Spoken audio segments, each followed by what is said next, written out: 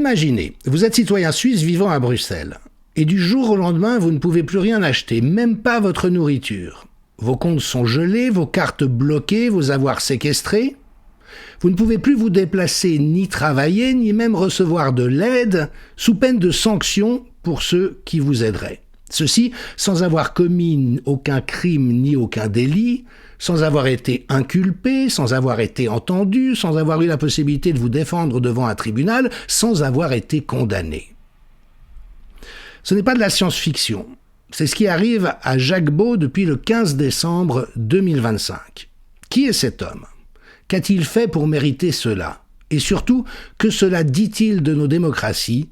C'est ce que nous allons voir au cours de cette émission.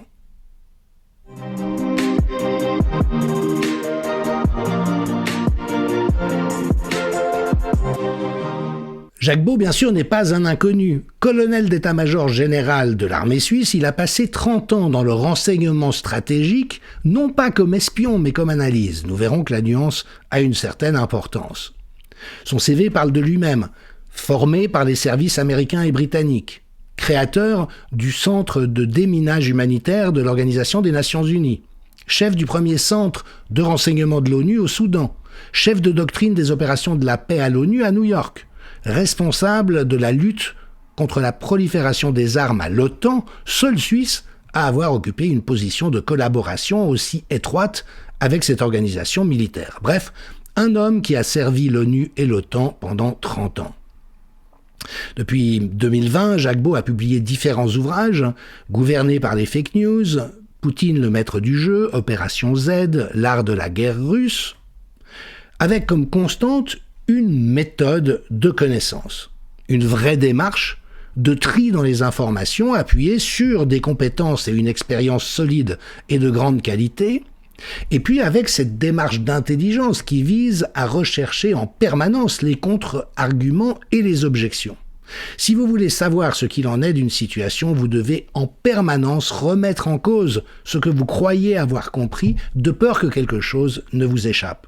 Son rôle, il l'a souvent dit, était d'apporter aux responsables politiques l'information la plus précise sur ce qu'on pouvait savoir, ce qui était incertain et ce qu'on ignorait complètement.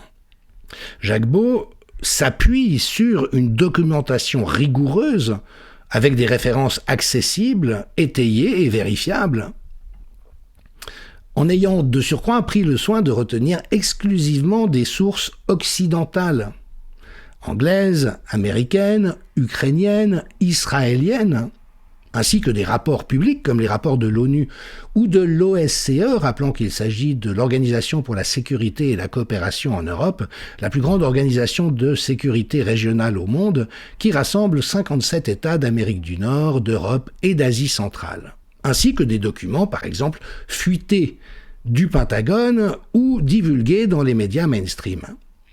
Il a délibérément évité les sources russes et palestiniennes, justement pour ne pas être accusé de propagande pour l'un ou l'autre.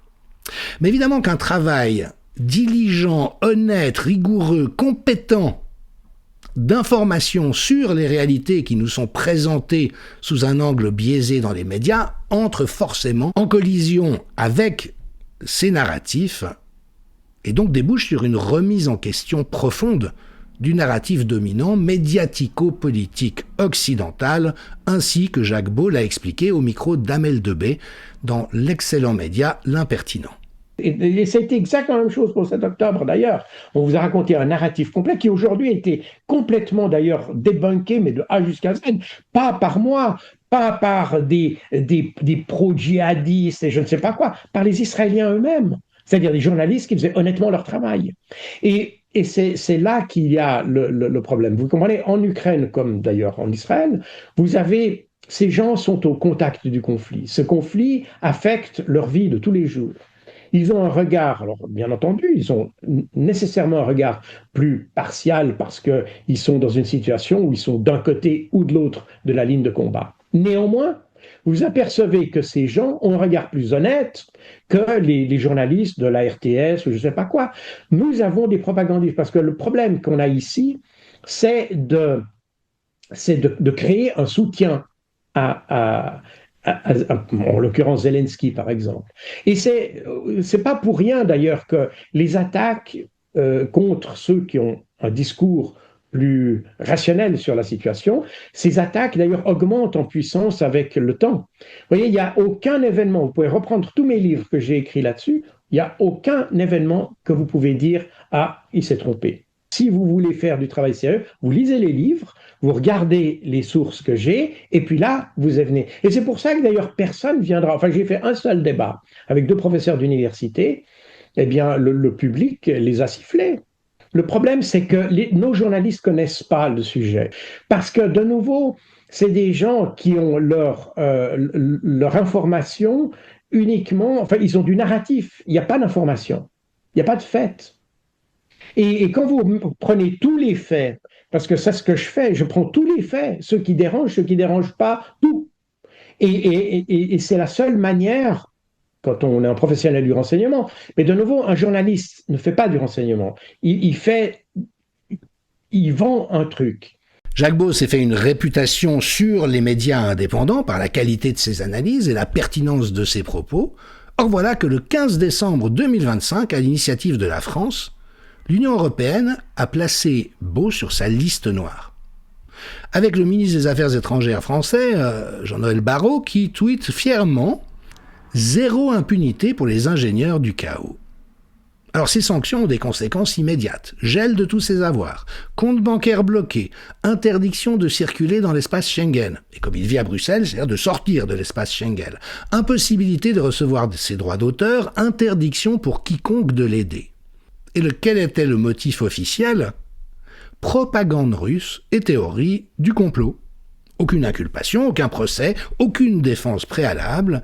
Non, un oukase du Conseil de l'Union européenne, le visant lui ainsi qu'un certain nombre d'autres personnalités, dont Xavier Moreau, analyste franco-russe de grande qualité sur les questions stratégiques.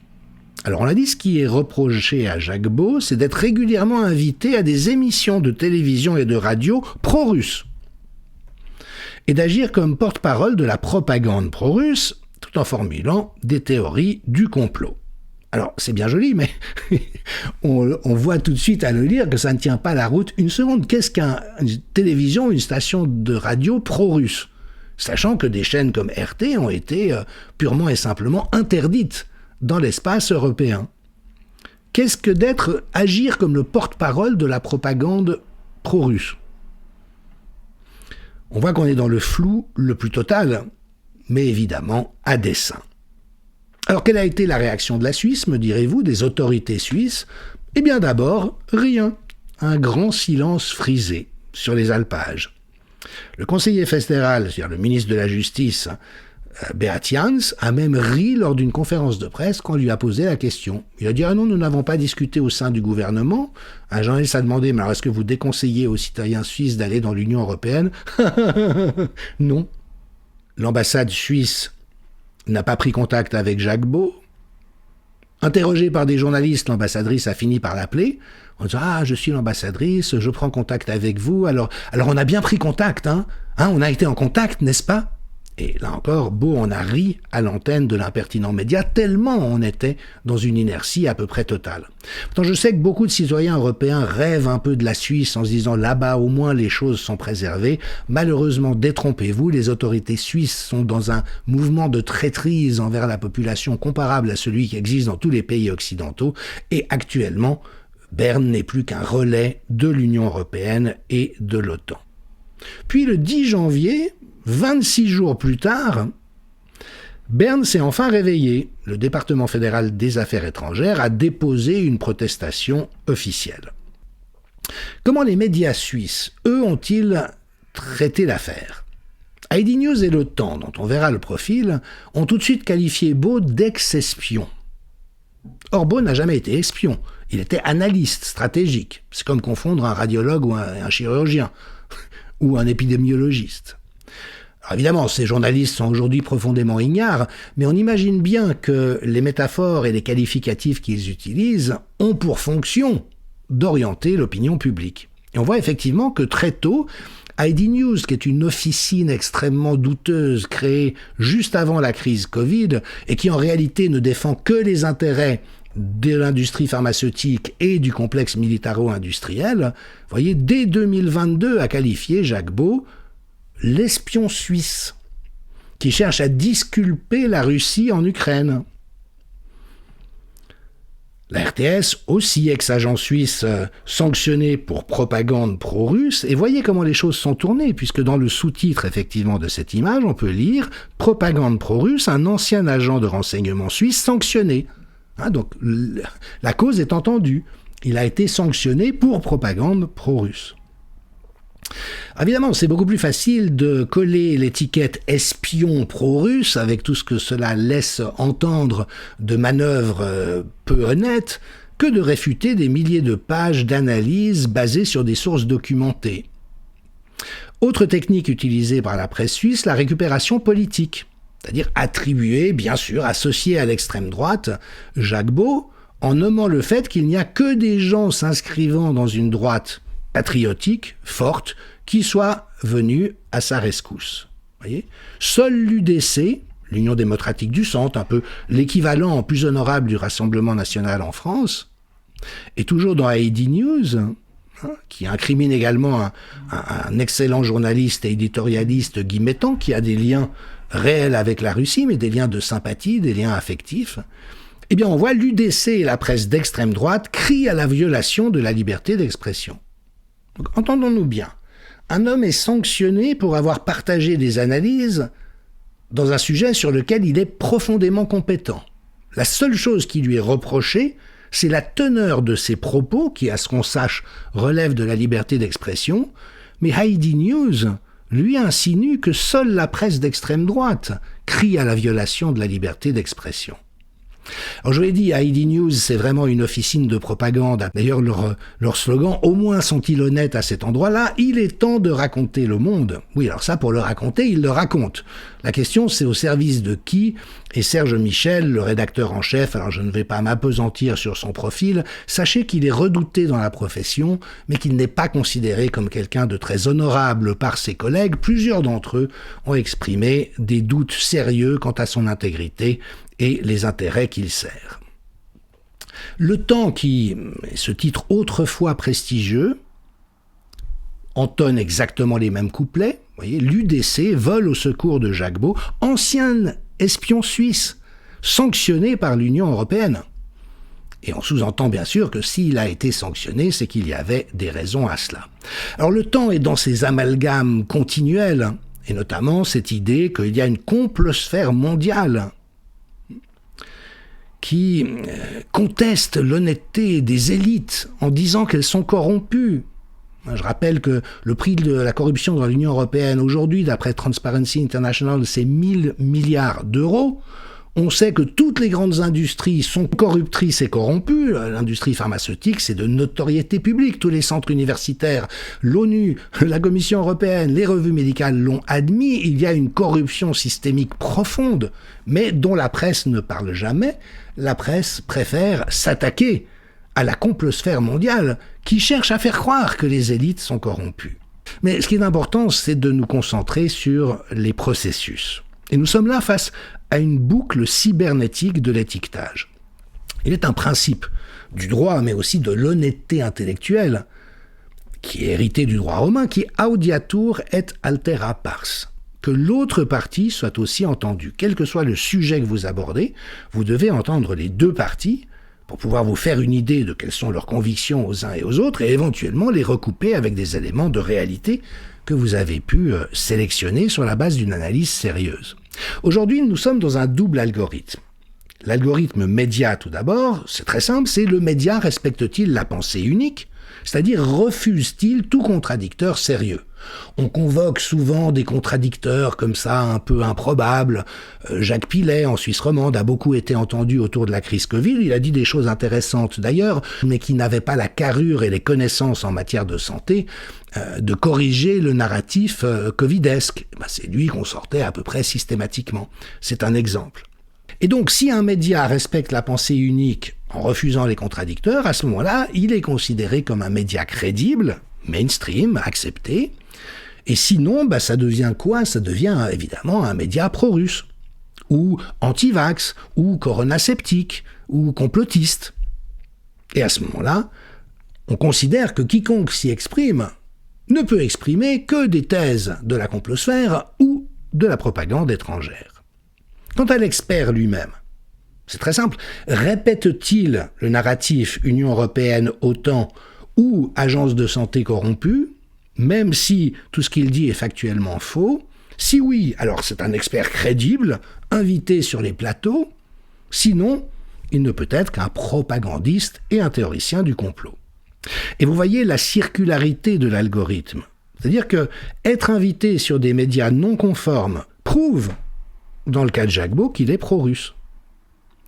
Avec comme conséquence, exclusion des médias mainstream, stigmatisation, diffamation et maintenant sanction de l'Union européenne. Alors, il faut relever au passage que cette situation, cette affaire révèle une fracture profonde au sein du journalisme européen. Il y a une tradition germanique et anglo-saxonne d'investigation, d'indépendance d'esprit, de mise au défi des autorités quant à la véracité de ce qu'ils avancent. Des journalistes allemands se sont prononcés contre ces sanctions. Des journalistes britanniques et américains osent enquêter sur la réalité de ce que Gbagbo évoque. Dans les pays francophones et latins, en revanche, eh bien là, on a ce que Beau appelle des fonctionnaires de l'information, des gens qui sont salariés, payés pour dire ce qu'on leur dit de dire. Ni plus, ni moins, indépendamment de la véracité de ce qu'on leur demande de dire. Beau appelle même ça la McDonaldisation de la pensée et de l'information. Nous le verrons après avec des tunnels qui font que tous les médias répètent la même chose, il n'y a plus aucune diversité de la presse. Alors les réactions ont été quand même assez importantes, l'onde de choc a été internationale. Le Wall Street Journal, par exemple aux États-Unis, a noté que Beau est sanctionné pour des analyses et le fait d'être apparu dans des médias qui ont le droit à l'existence, qui ont le droit d'exister dans la diversité de la presse, mais que Bruxelles réprouve. Avec cette conclusion à laquelle il est quand même difficile de ne pas adhérer, que l'Union européenne vise à travers les sanctions la liberté d'expression. La Weltwoche en Suisse, qui est un hebdomadaire conservateur, a évidemment donné la parole à Beau pour qu'il puisse exposer la situation, mais on a également vu la Neue Zürcher Zeitung. Alors ça, c'est la partie la plus bourgeoise et la plus affairiste, la plus corruptrice de l'économie et de la politique suisse, mais qui est quand même montée au créneau en disant c'est juste invraisemblable que de l'arbitraire administratif par lequel, pour des raisons politiques, on colle une étiquette à quelqu'un, débouche sur le fait que cette personne devient radioactive. C'est-à-dire que plus personne n'ose l'approcher ou n'est censé être en relation avec elle. D'autres sources, en Allemagne notamment, ont quand même rappelé la liberté d'expression et d'information, qui font partie de la charte des droits fondamentaux de l'Union européenne. Tout le monde a le droit à la liberté d'expression, et la liberté et le pluralisme des médias doivent être respectés. Gbagbo, lui, au micro à nouveau d'Amel Debay, conteste évidemment les accusations de connivence avec la Russie. Il affirme ainsi n'avoir aucun lien financier ou opérationnel avec Moscou, et il estime être sanctionné pour des prises de parole jugées trop objectives, dans un climat où la liberté d'expression et l'état de droit seraient fragilisés. Il compare la situation actuelle à la guerre froide, souvenez-vous. Les opinions adverses alors n'étaient pas interdites, alors qu'aujourd'hui, elles le deviennent, ce qui, à ses yeux, est la preuve d'une confiance en chute dans le modèle défendu. Puisque le modèle défendu par les autorités de Bruxelles ne convainc plus personne, alors il faut impérativement faire taire les voix dissidentes. Cela dit, ça fait jaser, le colonel suisse n'entend pas se laisser faire. Cela évidemment révèle quelque chose de la dérive autoritaire de l'Union européenne. On se demande si penser autrement est devenu un crime. A-t-on encore le droit de dire que le narratif otanien et de l'Union européenne n'est pas le seul au monde à avoir droit d'existence? L'excellente juriste Michel Caillé en Suisse a très vite produit une analyse absolument incontestable quant au fait que nous sommes face à un effondrement de tous les principes de l'état de droit et donc un basculement de civilisation. Une pétition Free-beau.org a très vite recueilli plus de 20 000 signatures, dont de nombreuses prestigieuses. On peut mentionner le musicien de Pink Floyd Roger Waters, grand militant de la cause palestinienne, le professeur John Mersheimer de Chicago, Scott Ritter, un ancien inspecteur de l'ONU, Ray McGovern, ancien dirigeant de la CIA, et puis avec des arguments, effectivement, qui sont, là encore, quand même difficiles à balayer d'un revers de main. Voici ce qu'écrivent les pétitionnaires. Ce n'est pas un crime de nommer les véritables raisons de la guerre en Ukraine. Ce n'est pas un crime d'attirer l'attention des lecteurs sur les mensonges et la propagande de l'Union européenne et de l'OTAN. Ce n'est pas un crime de souligner la coopération irréfléchie de l'Occident avec les forces ukrainiennes, qui affichent, pour certaines d'entre elles, c'est une évidence documentée, une proximité dangereuse avec les fascistes et avec l'héritage nazi. Le Conseil de l'Union européenne, disent-ils, détruit les fondements de la liberté d'opinion par des mesures punitives arbitraires à l'encontre de Jacques Beau et au total de 59 journalistes et universitaires. Ces sanctions sont illégales et contraires au droit international, car elles n'ont pas été imposées par le Conseil de sécurité des Nations unies. L'avis juridique de plusieurs juristes de très haut niveau, dont l'ancienne juge à la Cour européenne de justice, le professeur Ninon Kolnerik, et de la juriste Alina Miron de l'Université d'Angers, montrent que les actes juridiques sous-jacents violent le droit européen. L'Union européenne utilise la liste des sanctions comme un instrument politique pour faire taire les critiques et s'enfonce de plus en plus dans un abîme de non-droit. Alors ce qui est intéressant, c'est qu'on voit malgré tout certaines lignes bouger. Et en Suisse, nous avons eu la grande surprise de voir Mauro Poggia, alors qui ne dira rien à l'immense majorité des spectateurs, qui ne sont pas intéressés à la politique provinciale, mais enfin, c'est celui qui a pris à Genève les mesures Covid les plus strictes, dans une dérive totalitaire absolument épouvantable, qui a menti de manière répétée à la population, qui n'a jamais pris acte du fait, par exemple, que l'ancien responsable à l'Office fédéral de la santé publique des épidémies a dit qu'il était totalement sans pertinence de fermer les écoles, sans pertinence épidémiologique, le but était de faire peur à la population. C'est Mauro Poggia qui, à Genève, s'est occupé de faire peur à la population, et il a vraiment retroussé ses manches en la matière. Eh bien, il est quand même monté au créneau pour contester le traitement réservé à Jacques Beau, et de surcroît, dans un média en ligne, qui est vraiment un tabloïd de caniveau pour parler français, le Blick, qui a été à l'avant-garde dans les campagnes de destruction de réputation de tous ceux qui résistaient à la dérive totalitaire Covid, et qui magouillait avec l'entourage du ministre de la Santé fédéral pour préparer l'opinion publique aux mesures répressives qui seraient prises. Tout cela est attesté. Mais voilà, toujours est-il que Mauro Poggia, qui ne s'est pas privé d'attenter aux droits de la population et notamment aux droits constitutionnels de celle-ci, eh bien, quand même, trouve qu'il est critiquable que la Suisse fédérale accepte que les droits élémentaires d'un citoyen soient piétinés par l'Union européenne. Il dit que cette leçon est affligeante, qu'elle est le signe d'un aplaventrisme particulièrement dangereux. Oui, bon, il a lui-même requis l'aplaventrisme de toute la société genevoise, et ajoute-t-il tout ceci sans base légale, sans audition préalable par les obscurs fonctionnaires à la manœuvre, sans implication d'un juge impartial et indépendant, sans voie de recours, sans accès au dossier, sans possibilité de constituer un avocat. Il est lui-même avocat, Poggia, et il termine en disant, et ça c'est quand même très, très juste sur le plan rhétorique, si l'on imposait un tel traitement à un meurtrier récidiviste, la violation de sa présomption d'innocence serait à ce point flagrante qu'elle ferait immanquablement voler en éclats l'accusation, tel un château de cartes sous la bise. Alors quand même, Mauro Poggia, le Blick, il y a deux lectures possibles. La première, c'est de se dire le front se lézarde, même dans les tenants de la dérive totalitaire Covid, il y a des gens qui trouvent qu'on va un petit peu plus loin.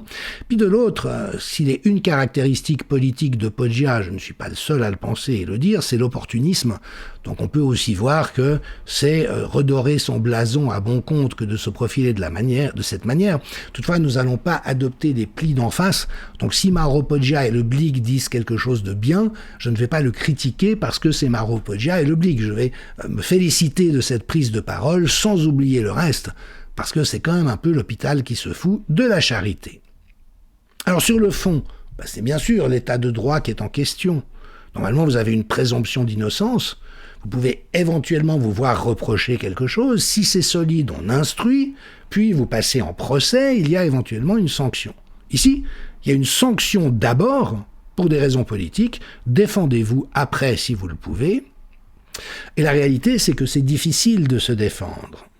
En théorie, oui, mais dans la pratique, première étape, c'est le recours auprès de la Cour de justice de l'Union européenne. Mais c'est une procédure qui peut prendre plusieurs années. Les preuves sont confidentielles, donc il n'y a pas de transparence des débats. Puis il faut de l'argent, beaucoup d'argent, or les comptes de Jacques Beau sont gelés. Ensuite, la Cour européenne des droits de l'homme. Ah oui, bien sûr, mais il faut d'abord épuiser les voies internes. C'est-à-dire qu'il faut compter au moins de 5 à 7 ans. Donc la justice existe sur le papier, mais en réalité le sanctionné est déjà détruit socialement et économiquement avant même d'avoir la moindre chance de se défendre. Alors Beau a bien sûr dit qu'il allait faire recours auprès de ces différentes instances, et en ce qui concerne Xavier Moreau, lui il a adopté une autre stratégie judiciaire qui est d'attaquer en justice Jean-Noël Barrot. Et Jacques Sapir, un éminent professeur d'université, lui a conclu « Ces gens sont tellement bêtes, en parlant du gouvernement français, qu'ils sont capables de faire un acte judiciaire même s'ils savent qu'ils vont perdre au tribunal. » Oui, bien sûr, et il est très probable que les accusateurs de Beau perdent in fine au tribunal, mais au bout de combien d'années et avec quels dégâts faits? C'est aussi ça la véritable stratégie. Alors, que faut-il retenir de cette affaire? Son crime, c'est de savoir de quoi il parle sur des sujets qu'il connaît sur le bout des doigts et de le dire. Face à cette duplicité générale entretenue par le système totalitaire médiatico-politique. Et c'est ça pour eux la vraie nature du danger. On sent qu'il y a une fébrilité extrême des acteurs de la dérive totalitaire en Europe. Et Beau le dit, quand je suis face à un journaliste ou à un professeur d'université ou un tenant de la doxa, ils n'ont aucune chance. Parce que je connais mon sujet, j'amène des éléments probants, eux n'ont jamais aucun élément probant, si ce n'est des éléments falsifiés. On l'a vu dans la crise Covid. La seule chose qu'on a pu nous opposer était des études parfaitement truquées, falsifiées, c'est reconnu pour un certain nombre d'entre elles, pour les autres ça va bientôt suivre. Mais donc il n'y a aucun élément solide de leur côté, et c'est ça évidemment qui rendait la position et l'action de Beau particulièrement problématiques. Mais de nouveau, un journaliste ne fait pas du renseignement. Il vend un truc et il vend de l'information. Moi, je ne la vends pas. C'est la grande différence. Et le journaliste qui vend de l'information, eh bien, il vend pour vendre. C'est-à-dire qu'il doit avoir un produit attractif. Il vend du sang, beaucoup. D'ailleurs, c'est pas pour rien qu'on parle que des choses qui vont mal, du sang, etc. Excusez-moi de le dire, je sais que vous êtes journaliste aussi, et je sais que vous êtes un peu à part aussi quand même, oui. Mais le problème de la profession de journaliste aujourd'hui, c'est que c'est une profession qui vit du sang des autres, purement et simplement. Et c'est pour ça que dans mes livres, si vous lisez bien mes livres, d'ailleurs, vous verrez que les livres ne sont pas en faveur de Poutine, en faveur d'un tel ou d'un, ils sont contre les médias. C'est le leitmotiv de mes livres, c'est la lutte contre nos médias. Parce que systématiquement, les médias mensonges. Et quelquefois, le même événement est rapporté d'une certaine manière, par exemple sur la RTS ou dans le temps, et les Ukrainiens vous donnent une version totalement différente. Mais quand vous prenez la version ukrainienne, qui est plus favorable aux Russes d'une manière ou d'une autre, vous dites, alors c'est le langage de Poutine ou quoi? Et de surcroît, Beau, actuellement à la retraite, n'avait pas sa langue dans sa poche. Par exemple, il disait sa conviction que tous les dirigeants occidentaux devraient être passés devant la Cour pénale internationale parce que, selon lui, ils sont tous coupables de crimes contre l'humanité. On dira, c'est un extrémiste, de quoi parle-t-il? Mais peut-être est-il indiqué de nous souvenir ces conflits sans fin que l'Occident, les États-Unis en particulier, infligent au monde au prix de dizaines de millions de morts innocentes.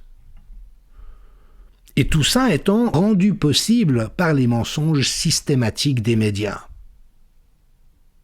Alors bien sûr, on est toujours en tension de ces deux références incontournables, le fait que les médias ne sont plus aujourd'hui que les nouveaux chiens de garde des industries criminelles qui sèment la désolation et la mort dans des dynamiques de prédation, et puis qu'elles servent à vendre la guerre. Leur fonction n'est pas d'informer la population, c'est de vendre la guerre, c'est de rendre légitime la guerre et de faire haïr tous ceux qui chercheraient à soulever des objections par rapport à ça. On est en réalité en plein dans les suites de l'opération Mockingbird. Souvenez-vous, c'est une opération mise sur pied par la CIA depuis les années 50 et qui précisément visait à infiltrer tous les médias occidentaux pour s'assurer que le lavage de cerveau de l'humanité dans le sens souhaité par ces industries criminelles soit réalisé. Alors, par exemple, Éric Filleul, ancien officier à la DGSE en France, expert en cybersécurité, formé à la manipulation de l'information, a témoigné, mais ça coule tellement de sources pour quiconque n'est pas tellement hypnotisé, en regardant la télé aujourd'hui, que ces techniques de manipulation sont répandues partout et que nous sommes constamment dans des techniques de manipulation des individus. C'est à cela que sert la presse. Nous sommes au cœur de ce complexe industriel de la censure, mis récemment en lumière, notamment aux États-Unis, par les journalistes Matt Taibbi et Michael Shellenberger. C'est quoi? C'est un verrouillage de tout l'écosystème de circulation de l'information que j'ai décrit en détail dans La fabrication du désastre, parce que c'est ça et rien d'autre qui a autorisé la crise Covid et la manière dont elle a été infligée aux populations. Bien sûr, théorie du complot pour une certaine presse. Enfin, il y a quand même eu une audition du comité des affaires juridiques de la Chambre des représentants américains au mois de février autour de ce complexe industriel de la censure. On peut établir les flux d'argent et les sphères d'influence avec en fait une structure descendante qui part des plus grandes agences de l'État profond, qui cascade par des relais comme le Atlantic Council des instituts universitaires, mobilise un certain nombre d'entreprises, fondations créées à cette fin, Pointer par exemple, qui certifie les fact-checkers, ce qui fait qu'un Tristan Mendès France sera certifié, alors qu'un Jacques Beau sera étiqueté complotiste, et Pointer aujourd'hui tient des listes des personnes qu'il est licite pour les médias d'inviter dans tous nos différents pays. Ensuite, vous avez NewsGuard, qui comprend également 7 anciens directeurs de la CIA à sa tête, et qui est censé attribuer des notes aux médias en fonction de leur respect de l'intégrité de l'information, c'est-à-dire de leur suivisme du narratif officiel. Et puis, vous avez GDI, Global Disinformation Index, qui est une organisation britannique, avec des entités aux États-Unis et en Allemagne, fondée en 2018, et qui, tenez-vous bien, se pose en évaluateur neutre des médias en ligne en les classant selon leur risque de désinformation. Extraordinaire. Et tout ça, ça conditionne les 3 grandes agences de presse, Associated Press, Reuters et AFP, Agence France Presse, qui donnent la béquée. C'est eux qui servent les narratifs uniques à tous les médias, et donc de l'Humanité au Figaro, vous allez avoir les mêmes narratifs sur les mêmes sujets, tout cela étant complètement contrôlé, avec de surcroît des échelons de censure supplémentaires au niveau des réseaux sociaux, Meta, Google, YouTube, les médias mainstream bien sûr, qui aujourd'hui ne vivent plus que des subventions de l'État profond, ainsi que les annonceurs. Et tout ça dessine un complexe de la censure. Et notamment le fait par la GDI de blacklister au niveau des ressources publicitaires certains médias qui ne se soumettraient pas au fait de refléter uniquement le narratif officiel est particulièrement efficace, même si aujourd'hui à peu près plus aucun média ne vit sans les subventions qu'il touche par ailleurs. ID News et Le Temps ne sont plus lus que par d'infimes résidus de ce que l'électorat a été. Des centaines de personnes, des milliers au plus. Toutes leurs statistiques sont truquées d'après les confidences de plusieurs rédacteurs en chef. Mais par contre, leur but est de garder captifs les décideurs médiatico-politiques et par contre-coup, la population. Alors tout ceci s'inscrit bien sûr dans un climat d'attaque sans précédent contre la liberté d'expression et d'information. Macron, grand menteur devant l'Éternel, grand manipulateur devant l'Éternel, veut aujourd'hui, là encore, certifier certains médias pour dire ça, c'est les journalistes que vous avez le droit d'entendre. Et au fond, stigmatiser tout le reste et rendre honteux le fait de aller chercher de l'information, le gouvernement français, tenez-vous bien, entend lutter contre la désinformation massive dans le domaine de la santé, alors que ça a été le pire relais des pires truanderies informationnelles. Alors, un observateur avisé se demande, le gouvernement veut lutter contre lui-même? Et voyez jusqu'où ça va, puisqu'en fait, ils ont mandaté pour ce faire des pires falsificateurs de science. Mathieu Molimar, dont une étude visant à faire croire que la prescription d'hydroxychloroquine avait tué 16 000 personnes, ce qui est totalement grotesque, cette étude a été rétractée tellement elle est mauvaise. Mais lui ne fait que rouler pour l'industrie pharmaceutique, ainsi que Dominique Costagliola, qui est Madame Conflit d'intérêts en personne. Alors voyez comme c'est intéressant. Parce que la presse et le gouvernement pourraient choisir des experts relativement crédibles, comme l'était au départ Didier Pittet en Suisse avant qu'il ne sombre au cours de la crise Covid. Mais non, ils vont chercher les pires crapules de la science et de la corruption systémique en santé sans aucune vergogne. Ce qui montre à la fois leur toute-puissance, mais aussi l'intensité de l'inversion accusatoire. Momochi attire notre attention sur le fait que tout ce qui nous est proposé ou imposé actuellement en termes de vérification d'âge sur les réseaux sociaux est en réalité une porte d'entrée vers l'identité digitale et la surveillance d'Internet, puisque vous aurez à justifier que vous êtes vous et pas votre enfant ou petit-enfant de 12 ans pour accéder à Internet, vous serez suivi en permanence sur les sites que vous fréquentez. Donc ce climat, ces dérives, ne cessent de prendre de l'ampleur jusqu'au point d'entraver la libre circulation des personnes. Eva Vlaardingenbroek, qui est cette docteure en philosophie du droit hollandaise, qui est une activiste de droite nationaliste, qui se plaint du fait que plus de la moitié de la population de Rotterdam et d'Amsterdam soit aujourd'hui constituée de migrants, trouvant que ça n'est pas une bonne situation ni pour les Hollandais ni pour les migrants en question. On peut être d'accord ou pas avec ces prises de position, mais toujours est-il que c'est une juriste compétente qui porte un regard politique auquel on peut adhérer ou non, qui ne transgresse aucune loi. Eh bien, on vient de lui interdire de voyager au Royaume-Uni, sans aucune raison donnée, si ce n'est qu'on considère que sa présence est non conforme à l'intérêt public. Donc vraiment, l'Occident perd complètement les pédales. Emmanuel Todd, le grand historien et anthropologue, a écrit un livre tout à fait intéressant, La défaite de l'Occident, et il faut vraiment voir, notamment autour de la situation au Groenland, qui le fait mais rire comme une baleine. Il y a ce pseudo-conflit entre le Danemark et l'administration Trump, mais le Danemark est la tête de pont des États-Unis en Europe. C'est là qu'il y a le centre de la NSA qui espionne tous les dirigeants européens. Et puis il y a des précédents. Et notamment Nathalie Yamb, une activiste helvético-camerounaise et qui a déjà fait l'objet de tentatives de sanctions, de sanctions réelles par l'Europe. Par contre, elle vit en Suisse, elle est encore libre d'y vivre normalement. Mais même chose, et vous voyez, 24 heures à l'époque, on est au mois de juin 2025, même chose. Une influenceuse pro-russe sanctionnée par l'Europe. La cause est entendue. Alors, quelle conclusion tirer de toute cette affaire? D'abord, bien sûr, c'est un signal. Quand un système doit absolument réprimer les voix qui le questionnent, c'est que ses arguments ont perdu toute validité, mais aussi que le faire-semblant du jeu démocratique et de l'état de droit a atteint ses limites. Donc, les chiens de garde hurlent à la mort, c'est tout à fait conforme au paysage, ça n'est qu'une confirmation de la réalité de la dérive totalitaire.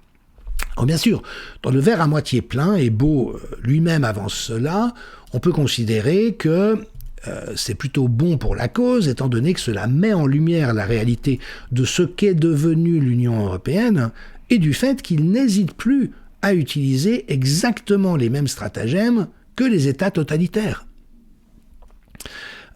Donc ça donne de la visibilité, les livres de Jacques Beau vont se vendre comme jamais, ça c'est la bonne nouvelle. Maintenant, si on passe cette situation au prisme de la grille d'analyse de la psychologie du totalitarisme, on voit apparaître un ensemble de motifs qui, eux, sont moins rassurants. D'abord, il faut se souvenir de la fonction diagnostique du dissident. C'est-à-dire que l'intensité de la réaction étatique contre une voix dissidente mesure la profondeur de l'hypnose des foules, ce qu'il a appelé la formation de masse. Et cet acharnement complètement disproportionné contre Beau, un ancien colonel du renseignement, ex-collaborateur de l'OTAN dont l'expertise est inattaquable, révèle à quel point nos sociétés sont entrées dans cette hypnose collective. Plus un système réagit violemment, plus il confirme son propre diagnostic. Deuxième thème qu'il est important de repérer, c'est celui qu'on appelle le rétrécissement attentionnel. Il y a un rétrécissement du champ de conscience. On ne peut plus voir que l'objet de l'anxiété collective. En l'occurrence, ces complotistes qui font la propagande pour la Russie. Personne ne discute le contenu de ces analyses. L'extension de l'OTAN, les accords de Minsk 1 et 2, les provocations documentées. Non, on ne voit plus que l'étiquette pro-russe.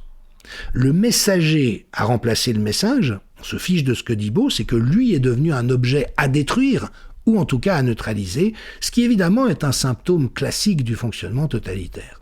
Il y a 30% de la population qui n'est pas hypnotisée, qui n'est pas agent actif de cette dérive, qui ne suit pas docilement, mais qui se tait par peur sociale. Et la voix de Beau, ou celle des commentaires que nous pouvons faire les uns et les autres, n'ont pas pour fonction d'éveiller les convaincus de la dérive, mais de maintenir éveillée cette conscience dans ce 30% de personnes qui voient très clair et entretenir en eux la flamme de ne pas se soumettre. Chaque parole dissidente empêche la cristallisation totale du totalitarisme. Rappelons également qu'il y a un besoin structurel de bouc émissaire. Le totalitarisme a besoin de produire sans cesse de nouveaux ennemis pour maintenir la cohésion du groupe. Or, Jacques Beau est une cible idéale. Il est suffisamment crédible pour être dangereux et il est suffisamment exposé pour être attaquable. Donc, les sanctions de l'Union européenne ne visent pas à punir un comportement, elles visent à performer l'unité du groupe contre un ennemi désigné. Et ceci débouche sur ce qu'on appellera en psychologie sociale une prophétie autoréalisatrice. C'est peut-être d'ailleurs le lien le plus glaçant. Desmet parle de la circularité des systèmes totalitaires. En excluant Jacques Beau des médias mainstream, alors même qu'il est un expert très compétent sur ces questions, on le force à parler sur des médias alternatifs, puis on le sanctionne pour avoir parlé sur ces médias soi-disant pro-russes, et donc la sanction valide rétroactivement l'exclusion qu'elle a elle-même provoquée. C'est en quelque sorte une boucle cybernétique totalitaire. Alors Mathias Desmet nous enseigne que le totalitarisme ne se reconnaît pas à ces camps de concentration, qui n'apparaissent qu'à la fin des dérives. Non, il se reconnaît à son incapacité croissante à tolérer la moindre parole qui diverge du narratif officiel. Le cas de Jacques Beau est un test diagnostique en quelque sorte. La violence de la réaction contre un homme seul, dont le crime est d'analyser des faits sur la base d'une compétence réelle et d'éléments d'information vérifiables, nous dit exactement où nous en sommes de cette dérive. Et Desmet nous dit également que l'antidote n'est pas de convaincre, c'est de continuer à parler, parce que chaque voix qui refuse de se taire maintient ouvert l'espace où l'humanité peut encore respirer. Je vous renvoie bien sûr au travail et au livre remarquable de Mathias Desmet. Également un article que je viens de publier sur ma chaîne jdmichel.tv sur ce recoupement des visions de Mathias Desmet et du cas de Jacques Beau. Mais en conclusion, j'aimerais vous laisser avec un ensemble de suggestions. D'abord, bien sûr, signez la pétition Free Jacques Beau. Parlez de sa situation autour de vous, toujours sous l'angle de la liberté d'expression. Parce que vous voyez comme on essaie de nous opposer, oui, mais il est soupçonné d'être pro-russe. Ah bon? Alors si vous êtes soupçonné d'être pro-russe, cela légitime le fait que vous n'ayez plus de liberté d'expression et que vous soyez sanctionné comme il l'est maintenant. Tu crois vraiment cela? Tu penses vraiment ce que tu es en train de dire? Voyez? Ne pas céder sur ces fondations de notre civilisation et de notre état de droit. Ensuite, écrire aux journaux et aux politiciens. On le fait bien trop peu. écrivez des courriers pour faire savoir que c'est une situation anormale et problématique. Bien sûr, achetez le livre de Jacques Beau ou les livres de Jacques Beau, soutenez-le de toutes les manières possibles et imaginables. Dans cette galerie de portraits de dissidents dans laquelle je vous invite, nous allons voir un certain nombre de personnes qui sont dans des réalités humaines extrêmement difficiles, ayant été détruits sur le plan de leur profession, de leur réputation, de leur situation matérielle souvent, et on ne dira jamais assez à quel point toutes les manifestations de soutien et de solidarité sont du baume sur le cœur des gens qui vivent ce genre de situation. Et puis surtout, continuez à vous faire votre propre opinion en allant écouter beaucoup de sources différentes. Si je peux me permettre un conseil, méfiez-vous un peu des médias mainstream, ils n'ont pas beaucoup de liberté et il n'y a plus beaucoup de gens intelligents et intègres qui s'y expriment. J'aimerais terminer une nouvelle fois par un immense merci du fond du cœur à tous mes abonnés et donateurs. C'est grâce à vous si cette chaîne continue, c'est grâce à vous si nous continuons envers et contre tout d'essayer de produire des analyses qui soient éclairantes sur la réalité de ce qui se passe. Et je vous dis à bientôt pour une nouvelle émission.